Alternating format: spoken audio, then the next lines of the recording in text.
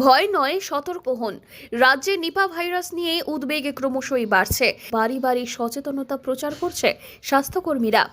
Corona স্মৃতি এখনো মানুষের মনে টাটকা, আর তার মধ্যেই আবারও নতুন করে উদ্বেগ বাড়াচ্ছে নিপা ভাইরাস। তবে বিশেষজ্ঞদের বার্তা স্পষ্ট, আতঙ্ক নয়, সতর্ক থাকাই সব থেকে বেশি জরুরি। রাজ্যের বিভিন্ন জায়গায় নিপা ভাইরাস সংক্রান্ত সন্দেহভাজন ঘটনার খবর সামনে আসতেই সতর্কতায় রাজ্য স্বাস্থ্য দফতর। তার প্রভাব পড়েছে জলপাইগুড়ি জেলাতেও।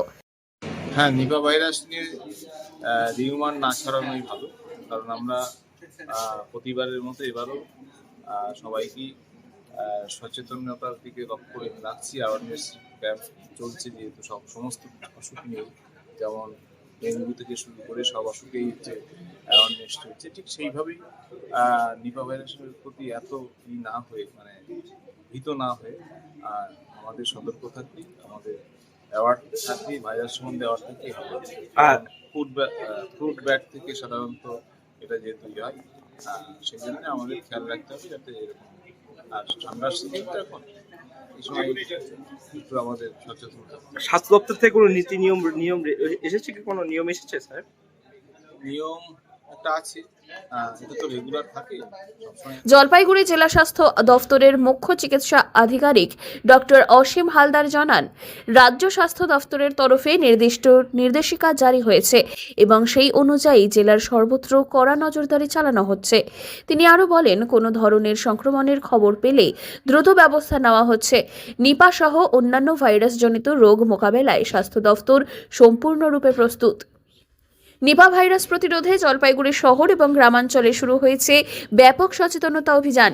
স্বাস্থ্যকর্মীরা বাড়ি বাড়ি গিয়ে মানুষকে জ্বর, শ্বাসকষ্ট, মাথা ব্যথা কিংবা অন্য কোনো উপসর্গ দেখা দিলে দ্রুত চিকিৎসকের কাছে যাওয়ার পরামর্শ দিচ্ছেন।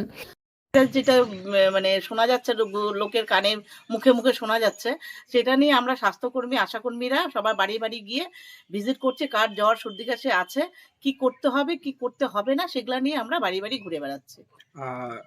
কোন এলাকায় আপনারা ঘুরছেন? আমি পাতকাটা কলোনি সাব সেন্টারের আন্ডারে পাতকাটা কলোনি তেই আমি করছি। পাতকাটা কলোনি সহ একাধিক এলাকায় এই সচেতনতা প্রচারের ছবি ধরা পড়েছে।